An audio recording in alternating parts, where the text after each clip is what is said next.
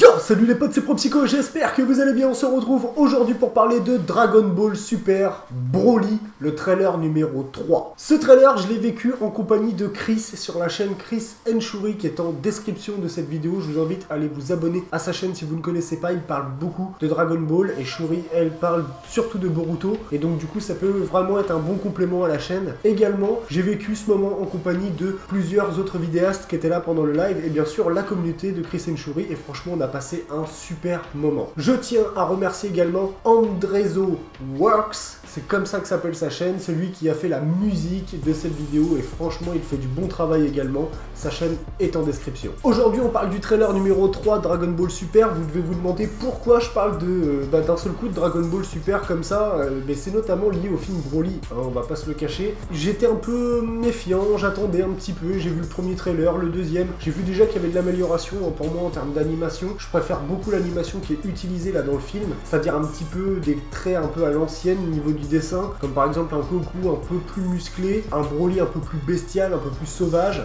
Mais là ce trailer il a mis tellement une hype de ouf que j'étais obligé de réagir. Franchement il est ouf ce trailer, il est ouf pour plusieurs raisons. La première, c'est déjà le choix musical et des plans qui ont été choisis par rapport à ce trailer. Donc vraiment il est axé forcément autour de Broly, hein, qui est un peu l'élément principal forcément du film, puisqu'il porte le titre du film. Les plans de combat, on voit que c'est beaucoup axé sur le combat par rapport à ce trailer, ce qui n'est pas une mauvaise chose, hein. On regarde tous Dragon Ball par rapport aux mandales qui se foutent dans la gueule, et aussi par rapport finalement au fond de l'histoire de Broly. Tout le monde veut savoir c'est quoi son histoire, un bordel de chiottes. Pourquoi ils l'ont pas intégré avant? Et ça a été un débat sur internet qui a duré des années, hein. D'ailleurs le chef otaku se bat encore à l'heure actuelle pour essayer d'expliquer le délire, mais bref, il y a des chaînes qui parlent beaucoup mieux de Dragon Ball que moi. Vous avez le chef otaku, vous avez la chaîne de Chris, vous avez DB Times, bref, Saikyo Devin, etc. Il y a énormément de chaînes qui parlent de Dragon Ball. Moi, je veux juste donner mon avis parce que ce film intègre Broly, et Broly est un des antagonistes qui a vraiment marqué ma jeunesse, qui a marqué vraiment l'époque où je regardais la Japan Animation, donc Dragon Ball Z, et franchement cet antagoniste m'a marqué, vraiment. Dans l'histoire de Dragon Ball, le film qu'il avait fait était quand même très violent, hein. Tu vois quand même Broly défoncer Sangohan de ouf, et tous les défoncer d'ailleurs, et Goku, une scène qui m'avait marqué, c'est quand il était allongé au sol, et que Broly lui sautait dessus comme ça, et qu'au fur et à mesure le cratère se faisait, et que Goku pouvait rien faire à part subir la force colossale de Broly, et c'était franchement quelque chose de très marquant. Et on l'a vu dans ce trailer, moi c'est ce que j'ai ressenti dans ce trailer, j'ai senti un Broly agressif. On voit que Goku a bouffé du glaçon, on voit que Vegeta en Super Saiyajin God, d'ailleurs, on ne savait pas que Vegeta avait atteint ce stade. Je pense qu'il a compris à la manière de Goku que le Super Saiyajin Blue était plus puissant mais moins rapide, et le fait qu'il puisse jongler entre rapidité et puissance, d'ailleurs je pense que c'est quelque chose qui va être utilisé dans le film, c'est-à-dire le fait qu'il varie entre la puissance du Super Saiyajin Blue et la rapidité du Super Saiyajin God, tu vois, qu'il passe de transformation en transformation, ça pourrait être un élément vachement bon à utiliser, hein, tu vois, dans les combats, etc.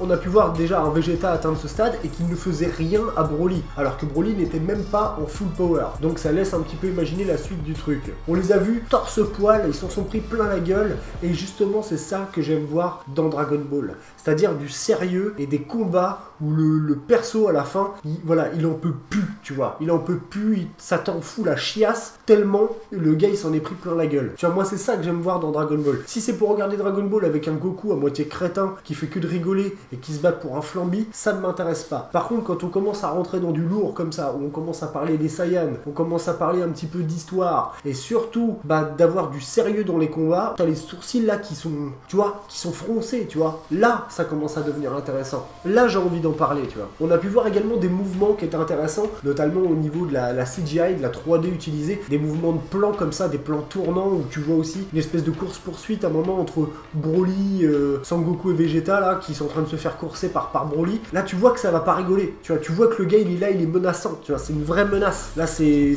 extinction de la race humaine. Il va venir, il va tout péter, tu vois. Et ça, c'est bon. On peut voir que le décor aussi, également, a bien été choisi, avec des espèces de volcans, etc.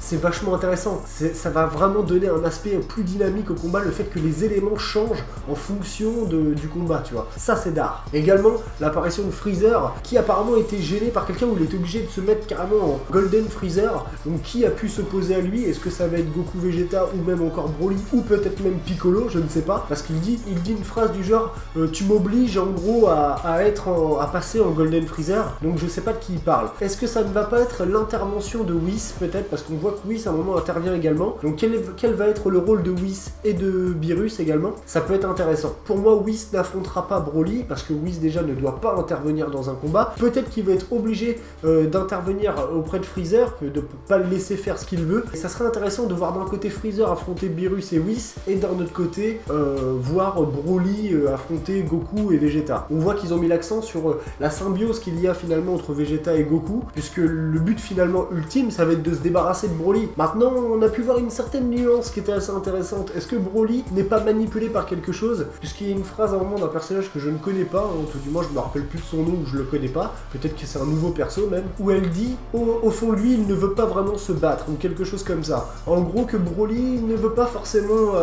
entrer dans un combat, mais que la force des choses fait qu'il est obligé de rentrer dans ce combat parce qu'il y a quelque chose peut-être qui lui envoie des pulsations ou un truc comme ça et que du coup Broly devient inarrêtable. On a toujours su que Broly avait une force incommensurable qui grossissait au fur et à mesure à la manière d'une Calais aussi qui nous avait montré dans Dragon Ball Super, et Calais avait réussi à maîtriser cette force. Est-ce que Broly à la fin arrivera peut-être à maîtriser ce pouvoir? Je ne sais pas. Ou est-ce que peut-être que c'est Goku et Vegeta qui vont éveiller ce pouvoir aussi? Après tout c'est les Saiyans aussi. Est-ce qu'il y a quelque chose de particulier en Broly qui fait qu'il n'y a que lui qui peut être comme ça, étant donné qu'il était réputé pour être le Saiyan légendaire? Ou est-ce que tous les Saiyans peuvent atteindre ce niveau? Et là ça serait intéressant aussi. Ça remettrait en question en fait au final le Super Saiyajin Blue, ou voire même quel est le niveau de Broly par rapport à l'Ultra Instinct aussi, puisque l'Ultra Instinct c'est quelque chose que Goku a éveillé momentanément contre Jiren dans Dragon Ball Super. Là où ça devient intéressant, c'est que Akira Toriyama a décidé de reprendre le personnage de Broly, et ça c'est cool parce que le personnage de Broly dans Dragon Ball Z,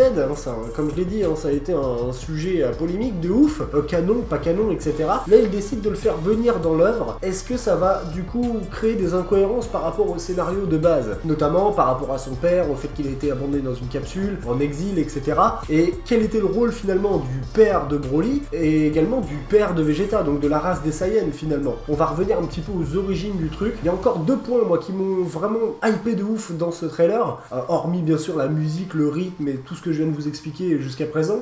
Il y a aussi peut-être la venue d'une fusion aussi entre Vegeta et Son Goku en Super Saiyajin Blue, donc la venue de Super Vegeto ou Gogeta, j'ai jamais su lequel des deux c'était, mais bref, ça peut être intéressant aussi de voir ça, mais après est-ce que ça serait pas une solution de facilité, parce que souvent la fusion, déjà elle va durer beaucoup moins longtemps que les autres étant donné qu'ils évoluent, et plus les personnages sont puissants, moins la fusion dure de temps, par contre elle devient plus puissante. Maintenant est-ce que ça serait pas une solution de facilité, éliminer Broly finalement? Moi je pense qu'il y a cette fameuse phrase, cette fameuse question que Freezer a posée au Dragon Ball à Shenron, quel est le point faible des Saiyans? Peut-être. Et ce qui serait vraiment intéressant scénaristiquement parlant, c'est que Freezer, qui est un ennemi juré de Son Goku et Vegeta, et Broly, qui est également un ennemi, que Freezer obtienne la réponse, veuille se débarrasser de Goku et Vegeta, et que au final, en leur donnant le point faible des Saiyans, Goku et Vegeta, en étant Saiyan, se débarrassent de Broly qui est lui-même un Saiyan. Ce qui fait qu'un ennemi aurait donné la réponse, la manière de vaincre un autre ennemi, finalement,